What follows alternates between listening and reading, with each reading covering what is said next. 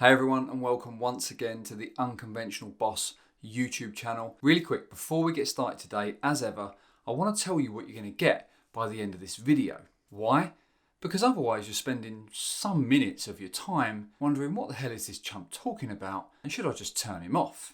By the end of this video, you will have my personal take on why it's so important that business leaders understand autism, the brilliance in the people that have it, and why embracing autistic people in our business could be game changing.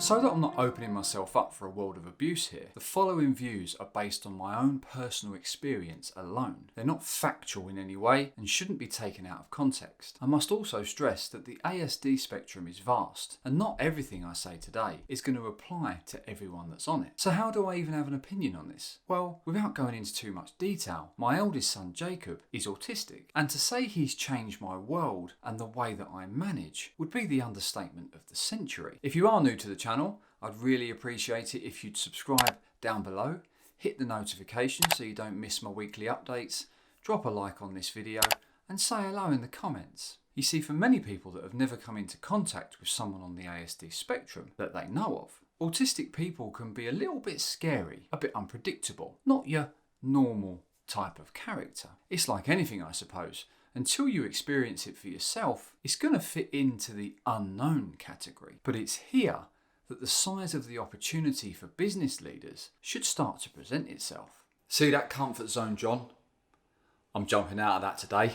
There are businesses all over the globe that a while from now will be done, washed up and gone, all closed down because of a lack of creativity, imagination and innovation. The world's changing at a rapid rate, and if you don't have those three things in your business right now, you're banging trouble. Now, you could argue that just a difference of opinion can make a business more diverse, but in reality, most people do follow the crowd and go with the majority. It's just the way most of us are wired. The downside to that is that all you're doing is reinforcing someone's outdated ideas, even if deep inside you know that they're wrong. What I love about the autistic people in my life is that in my experience, they don't have that filter that says, I really do hate that idea, but I won't say nothing, just in case. When something's wrong, it's wrong. And as a manager, you need to be able to handle the reality of that situation. Personally, I love being told I'm wrong and that an idea is crap. You just don't learn otherwise. And that brings me on to my next point quite nicely, learning new things.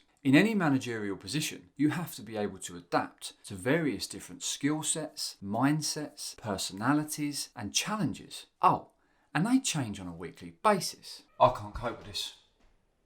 Before I knew what autism looked like up close, I was really naive to this, and I thought I could just get by on banter and a smile. But as soon as someone said or did something that wasn't on my radar, I had a real problem with it. This really stumped my growth in my early career and stopped me getting to where I wanted to be back then. Since first having Jacob and realising he was different, I'm a completely changed person. I learn new things every day from an 8-year-old. Over the past 6 years or so, I've become more understanding, more intrigued, and more aware. I listen more, and most of all, I revolve my business around people and not money. Now, some may be wondering, surely you need experience working with autistic people? My answer to that is simple. You just need to be a decent human being, willing to listen, learn, and embrace outside the box thinking. Sometimes it will be hugely challenging, but isn't that the same with anybody? Hasn't everyone got their own personal problems, autistic or not? Do you think that I went on a course on how to deal with autistic people before I had children, just in case one of them was? Love, I'm going on a course today. I don't know if I need it or even what it's about, but just in case. More and more adults are taking that leap towards finding out the why they do the things they do, and they're actually being diagnosed with autism. People in their 20s, 30s, 40s and 50s are having questions answered that have held them back for years. This just reinforces my point that the need for business leaders to understand it is massive. I once asked a question on social media: if someone came to you for an interview and straight off the bat told you they were autistic, how would you react? Now, most people on that day didn't want to commit social suicide, so in general the comments were very positive, whether they believed them or not. God help anyone that gets brave on this post. You seen it? But I'll ask you the same question. Comment down below with how you'd react. What would be your initial thoughts? And how do you think you would adapt the interview? For me, the honest answer would have been very different 7 years ago. I was naive to it. I may well have thought it would have caused me more work. I may even have thought this person wouldn't fit into my team of normal people. Now, well, firstly, I'd smack my 33-year-old self in the boat, call myself some rude names, and then say, "You'll learn." Then after I'd done that, I'd sit forward with an immediate 100% increase in interest and intrigue.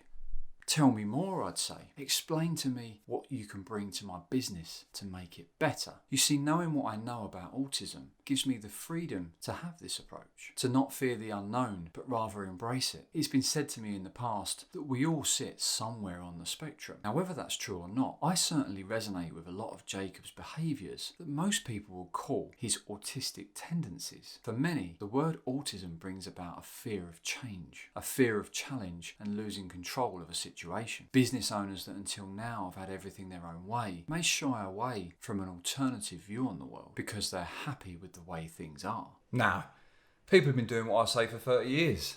Why am I going to change it now? The danger with that mindset is that the way things are today may not be the way things are tomorrow. And if you're not bringing a fresh mindset to the mix that sees things differently to everyone else in your business, tomorrow could be your last. Some will argue that people with autism are suited to a particular type of role. And while I can understand why people think that, isn't that just continuing to limit our mindset to how we already think? Why can't someone with autism become an expert salesperson, for example? I once heard that 1 in 3 of the world's self-made millionaires are on the ASD spectrum. And whether that stat is completely accurate or not, I can believe it's not far off the mark. The focus and obsessive-like behaviour to bring something to life makes sense. The no-nonsense, and in many cases, no-fear approach suits entrepreneurship perfectly. To be clear, this video is my own opinion based on my experience of living with someone with autism. My personal development and learning curve over the last 6 years has been extreme, and I wouldn't have the confidence I have, the team I have, and I certainly wouldn't have seen the results I have if it hadn't have been for Jacob and that journey I've been on. If you haven't already subscribed to the channel and you want to see more from the Unconventional Boss, then I would really appreciate you subscribing